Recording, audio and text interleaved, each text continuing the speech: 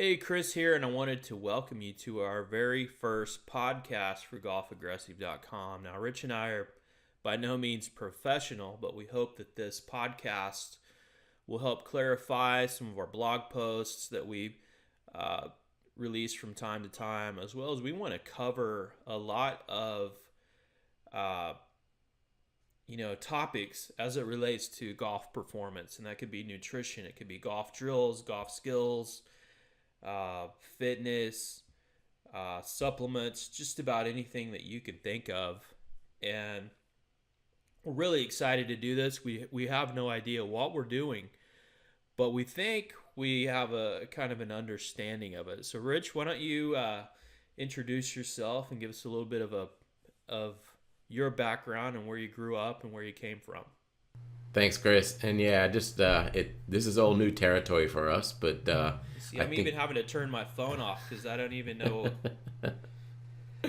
So, but yeah, no, this is all new for us, and so a little bit of background for myself. I grew up in Australia, and played all the junior series that we have in Queensland, and went to Coralbin, which is back when I went through it. There was only two high schools that offered golf in college or in high school, so it specialized. So that was perfect for me. So a lot of the greats like Adam Scott, Stephen Bowditch, they were after. I never heard of that guy. Who's Yeah. the last guy?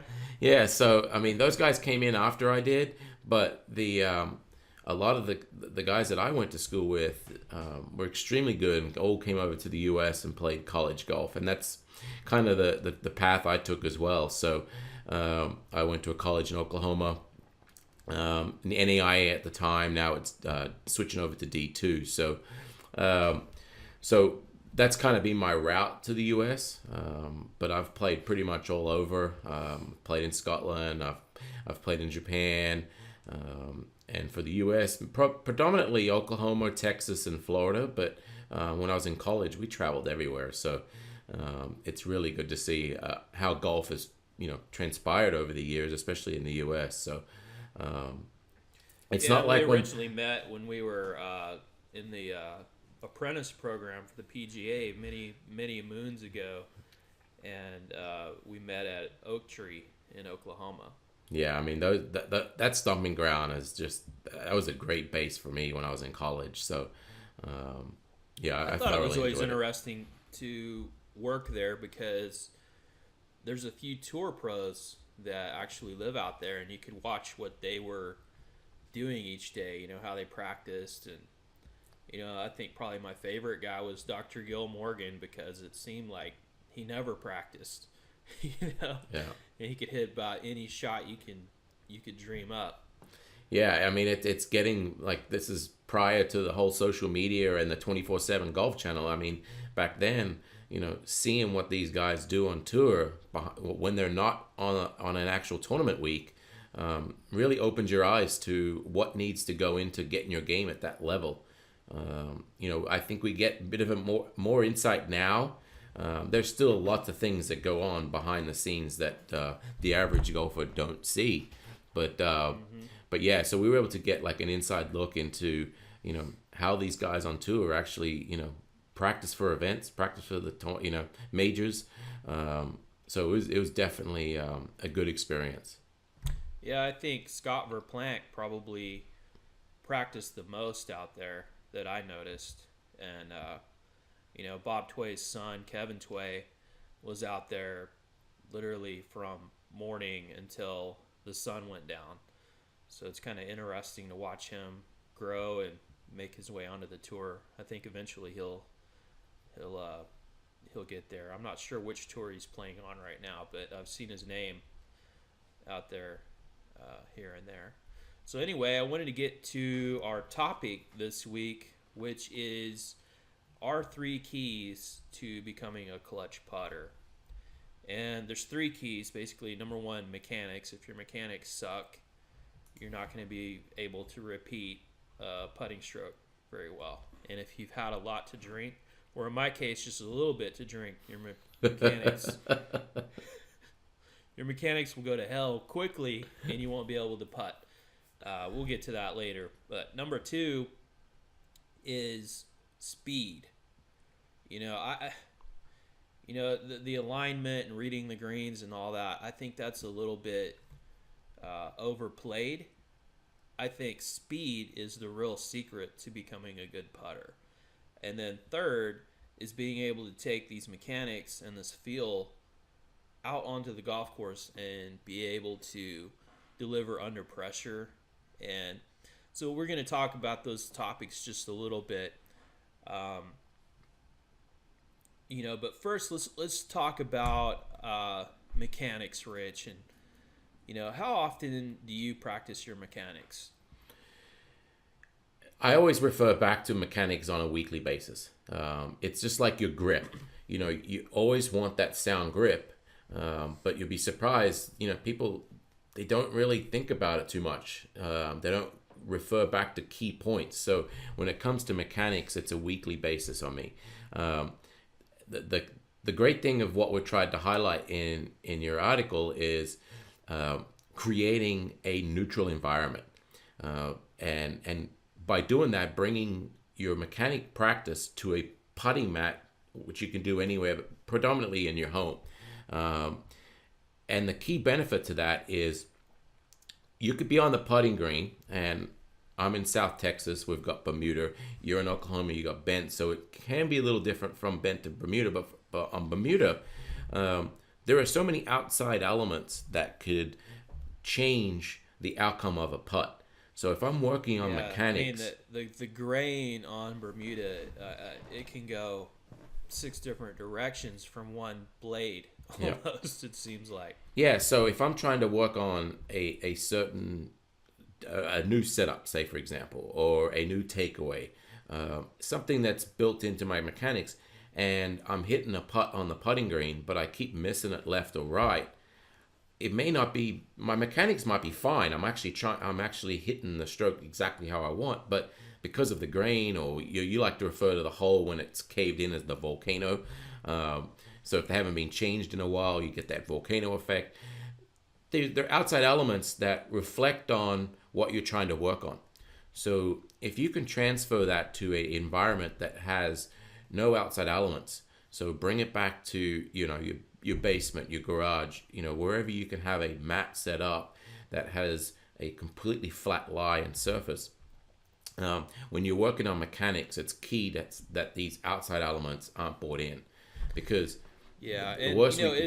it's almost like for me personally, when I'm out on a Bermuda green, when I first get out there, it's very confusing to me. Number one, because you can feel like you hit a perfectly struck putt, but it doesn't go anywhere near the hole.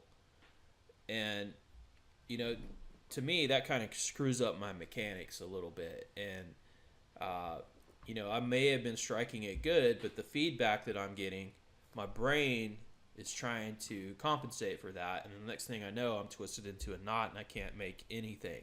Especially what happens is when this occurs, you start missing a lot of short putts because the mechanics are not there and you're not set up properly. So for me personally, this neutral environment is a great idea. Yeah, I mean it's and most people don't even think about it. So it definitely helps the fundamentals of working on the mechanics on your stroke.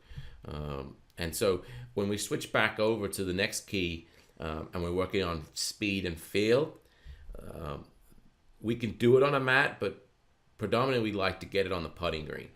It's almost impossible, I think, to get feel on a putting mat, an indoor putting mat. I know we both have good putting mats. We've got those birdie ball mats, and I mean mine's 15 foot long, so I can set up drills to where I can mimic certain points like 5, 10, 15 feet that work well with that, but not everyone has that setup.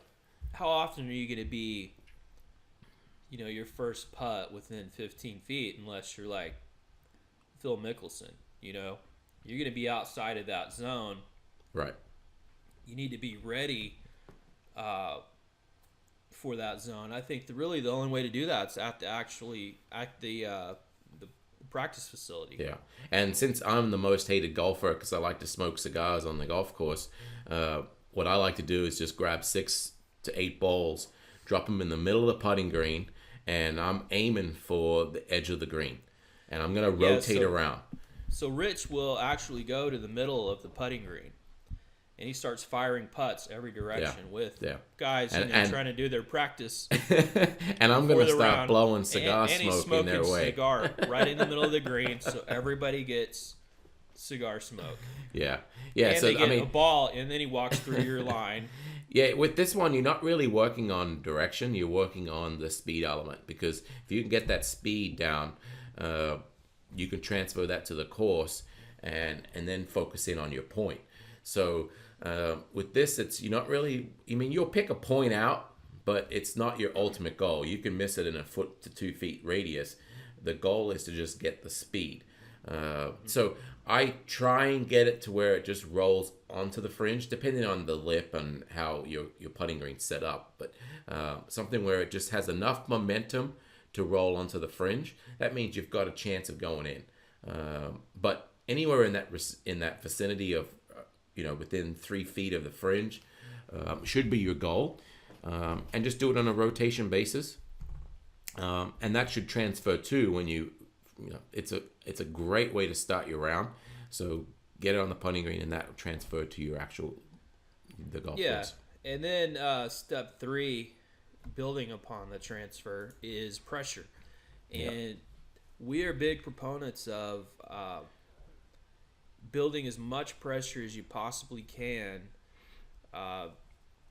during your practice, because if you can do that, you become comfortable on the course, which allows you to focus better. And if you can focus better, you're going to get a better result than if you're like, oh, crap, man, this putt's for $100. What am I going to do? And then you're all worried, in your mind of all this nonsense instead of getting the job done. So we have 2 drills for that. Number 1 is we've stolen the game of horse from basketball, and we've paid tribute to Caddyshack. We call it Golfer, Golpher. And essentially, this game, you play it just like basketball, the horse version. So I will line up.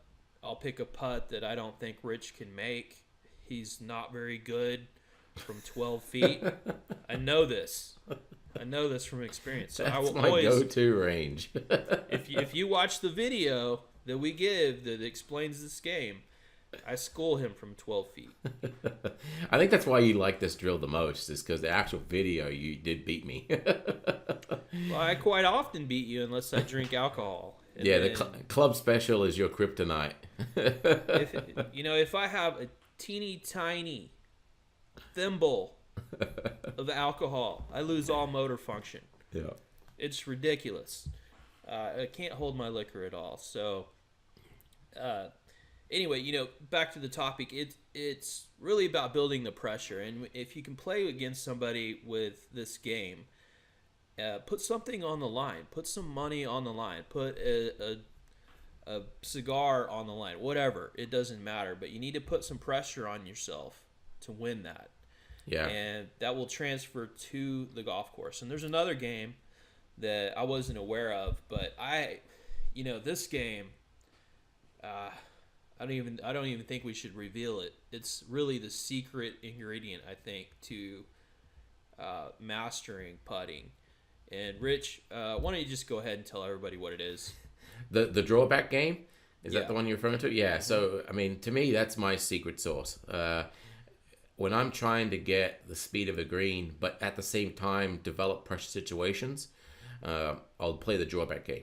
And the beauty about this game is I can do it by myself and create that element of pressure, but I can also play with my buddies. So the key is to get it within a radius past the hole. And it could be inside the leather or an actual putter length, something that you feel comfortable with making 99% of the time. You're going to play 18 holes, right? 9 or 18. Goal is to do anything with under 35, 40 feet, so it's a par 2. The goal is to get par or better. trust me, if you can get even par 18 holes doing the drawback game, your speed is going to be spot on, because you're getting it past the hole. Now, if you leave it short, your putt short, you got to pull that putter back one putter length. If you putt outside the radius, you'll be pulling it back one and then putting your second putt from that position. Well, I know. One thing I want to bring up real quick is we had a challenge, the No More Three Putts challenge, and people were reporting back these amazing scores, and I think they were full of shit, to be honest, because there's no way, if you are giving yourself a challenging putt, which you should be doing, you should not be doing this 10 feet.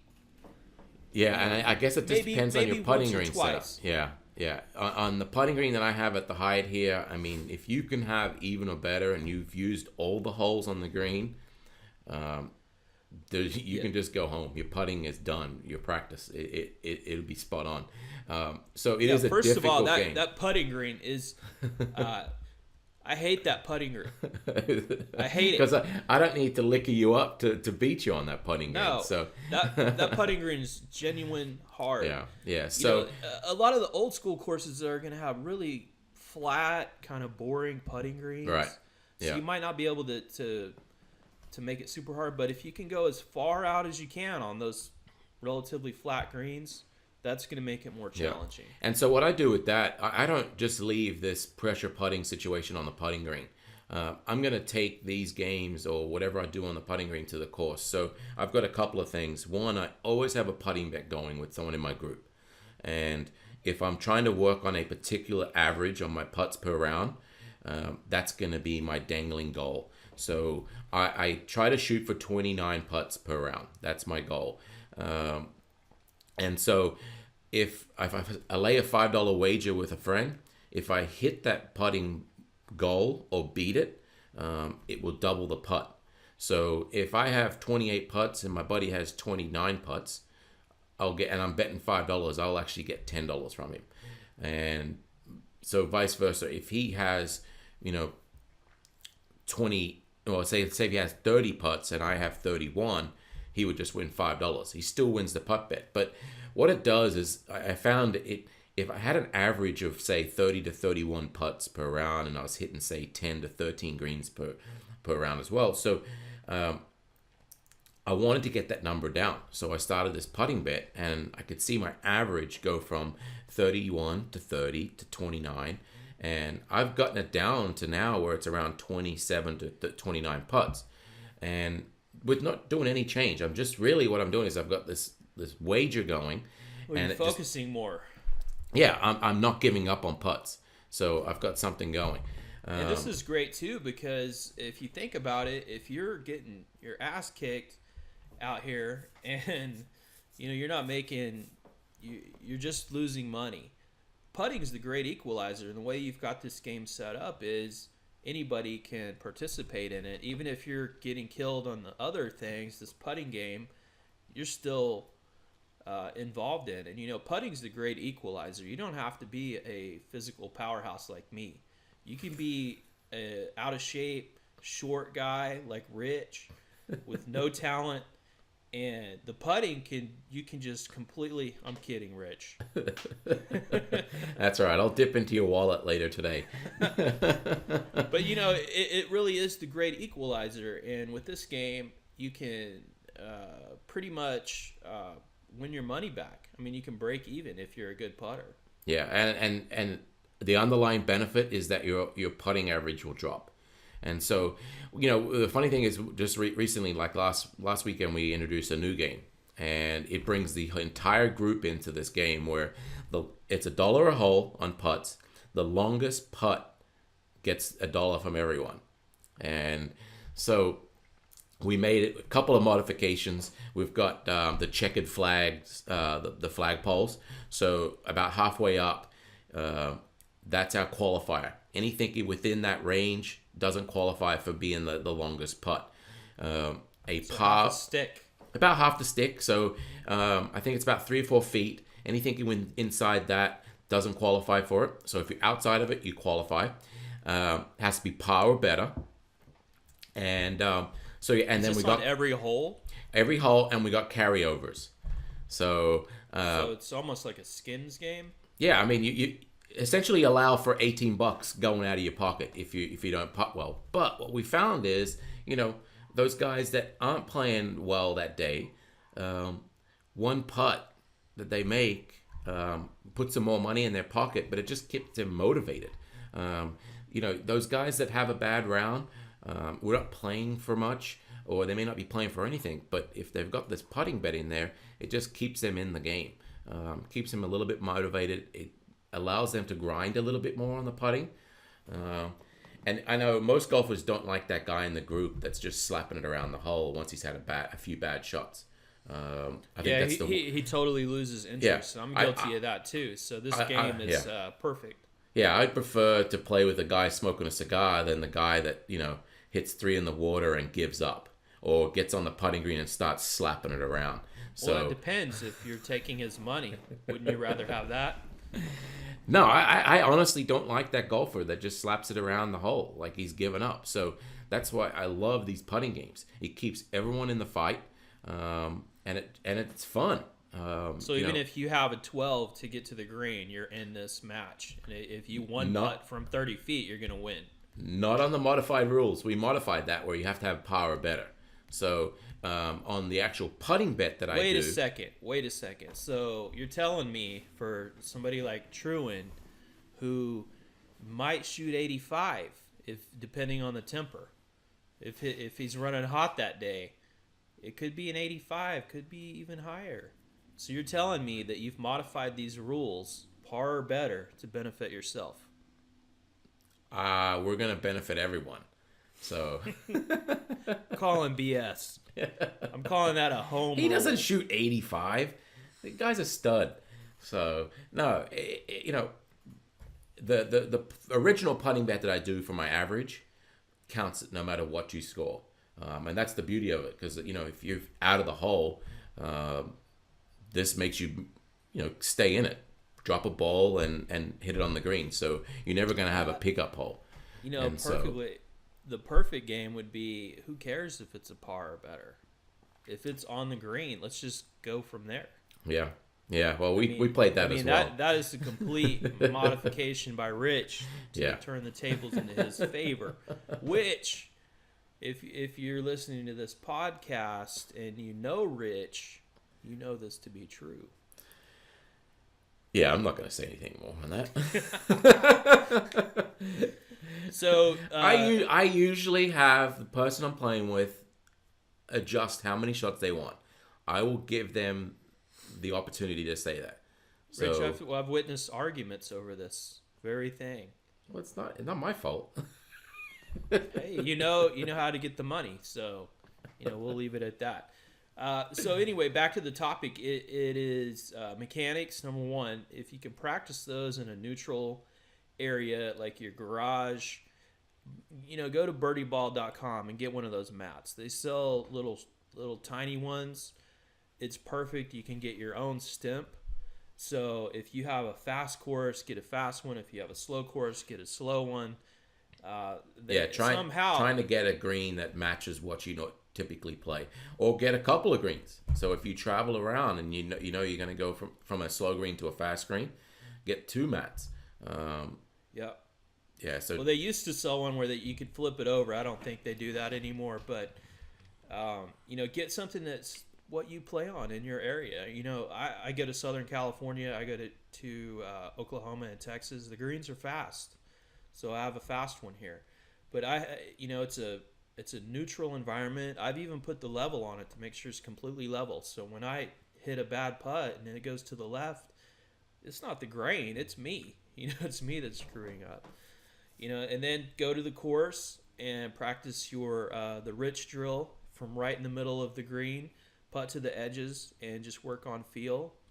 And then the third and fourth drill, golfer, get a buddy, put some money on it, make it interesting. And then the fourth drill, the drawback game, I'm telling you, if you challenge yourself on this and you do this game 2-3 times a week, at the end of a month, your putts, Rich, I would think their putts are going to go down 3-4 strokes maybe per round.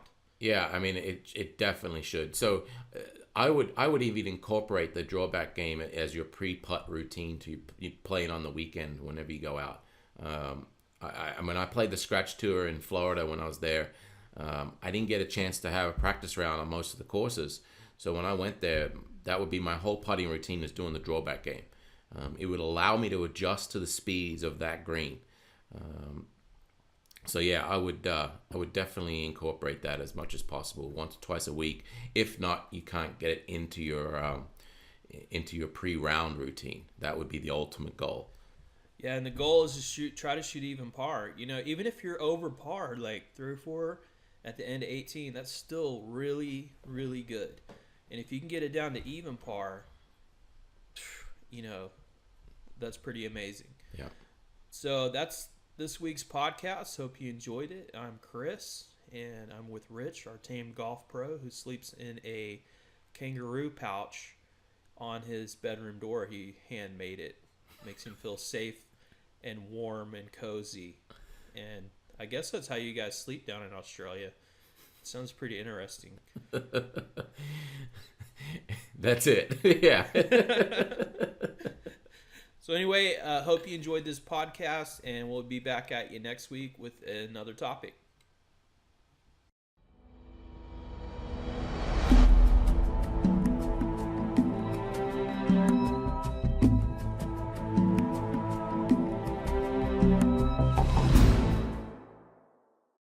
Every man wants to increase his length, and that's especially true when it comes to his golf game. DriverBully.com has solved the frustration you have of being outdriven and embarrassed by your golf buddies. Go to DriverBully.com and see how we can significantly increase your maximum distance using the clubs you already have in your bag. No expensive equipment to buy, no complicated methods, just simple practice drills with proven results. Go to DriverBully.com today and be part of our Power and Distance Challenge.